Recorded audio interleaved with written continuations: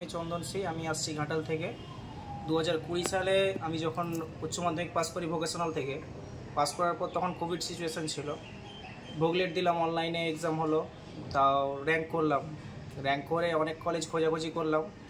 Government college থেকে একটা অফারও পেয়েছিলাম, কিন্তু দেখলাম তাদের প্লেসমেন্টটা খুব ভালো না। তো আমি আরও খোঁজ নিলাম। বেহালাতে এমকনস বিজনেস একাডেমি নামে একটা কলেজের খোঁজ পেলাম এবং সেখানে এসে ভিজিট করলাম। এবং তারা আমাকে আশ্বাস দিল যে ডিপ্লোমা কমপ্লিট হওয়ার পর তোমাকে একদম জব দেওয়া হবে। তো আমি তাদের কথা শুনে আশান্বিত হয়ে কলেজে ভর্তি হলাম এবং সত্যিই তারা ডিপ্লোমা কমপ্লিট করার পর আমাকে পুনেতে ভারত ফোর্জ কোম্পানিতে প্লেসমেন্ট দিয়েছে এবং বর্তমানে আমি সেই কোম্পানিতেই কন্টিনিউ করছি এবং অ্যাজ এ কন্ট্রাক্ট সুপারভাইজার কাজ করছি।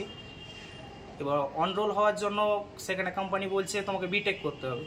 তো আমি আবার এসেছি এমকস বিজনেস একাডেমিতে আমার বিটেকটা কমপ্লিট করার জন্য। এবং আমি একজন মধ্যবিত্ত পরিবারের ছেলে। মধ্যবিত্ত পরিবার থেকে এই পজিশনে আসার জন্য আমার যতটা চেষ্টা ছিল, সেই সঙ্গে আমাকে অনেকটাই হেল্প করেছে এমকস বিজনেস একাডেমি। তাই এমকস বিজনেস একাডেমিকে আমার পক্ষ থেকে অনেক ধন্যবাদ।